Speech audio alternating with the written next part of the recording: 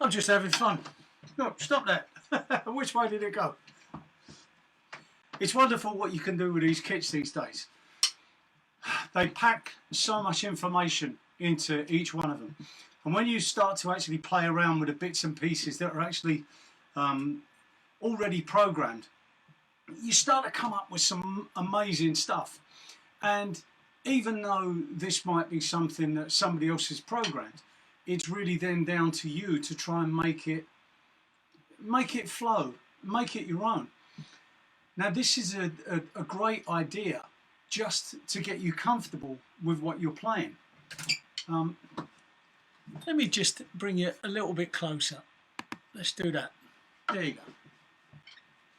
So as you start to play through with the sounds that are actually on board, this particular kit is an old Roland kit. It's fantastic. I love them.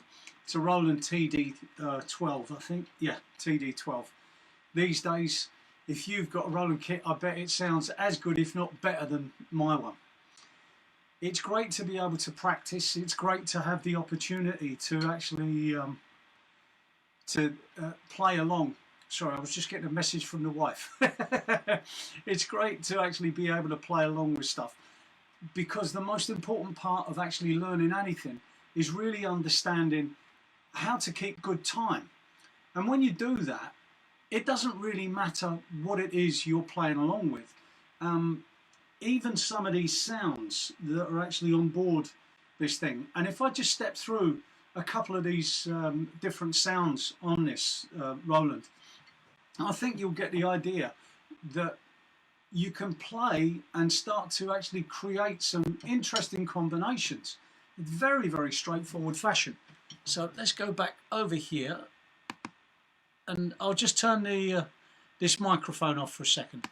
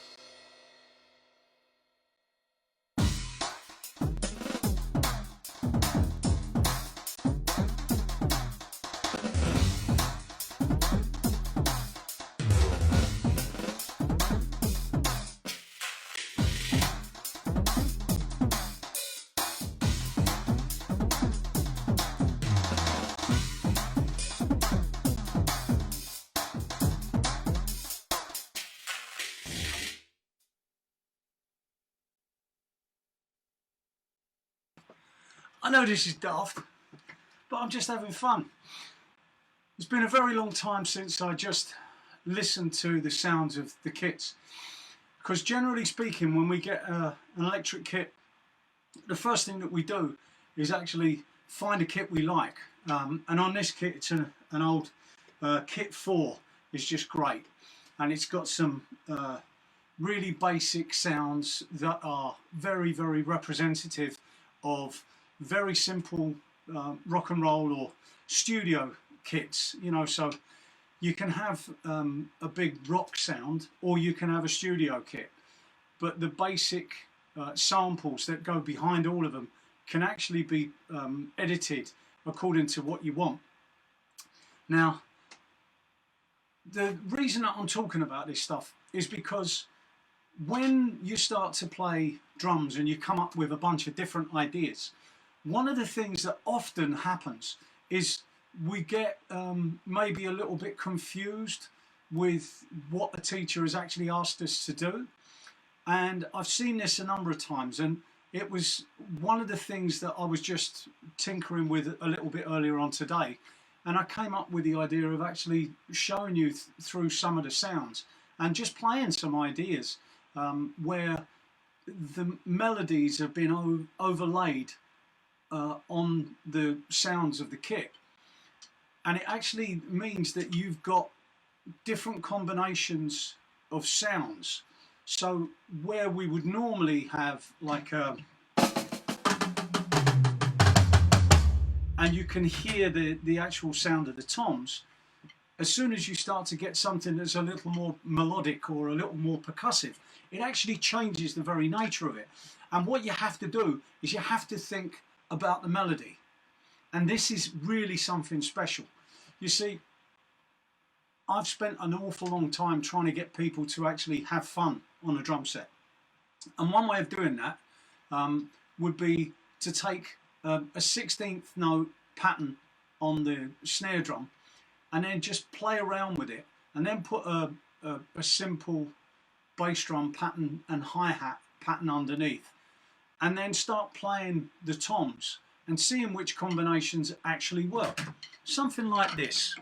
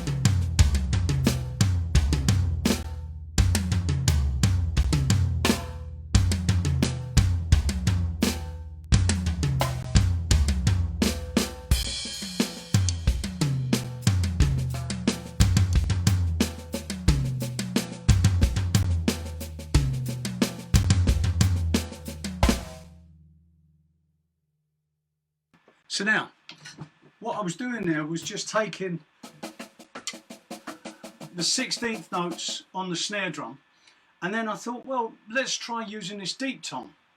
So and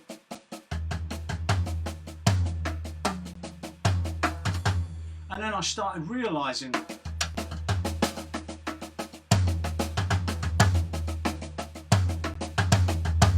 you start to have to do crossovers. And at this point it starts to become a little bit more adventurous than maybe you set out. But once you start to think about how this all comes together, it really does start to make a difference to your playing. Be adventurous. When you're given an idea, be adventurous. Try it. Do different things with it. Don't just stay in the same mode.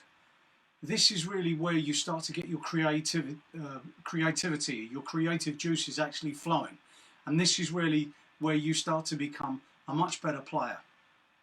If you've enjoyed this little series of tips and watching me mess about, I can show you how to do any of this, and that's simple enough. I teach down at Foot's Music in Store Street, just off Tottenham Court Road, central London, and you can get in touch with me by either giving me a call, and I will put the details there. It's mobile number of 0777 8157 034, or you can get in touch with me if you want to do Skype lessons. Either way, if any of what I've actually shown you seems like fun, and I do hope it does, then please feel free, get in touch, and I'll be absolutely delighted to have that conversation with you. Cheers.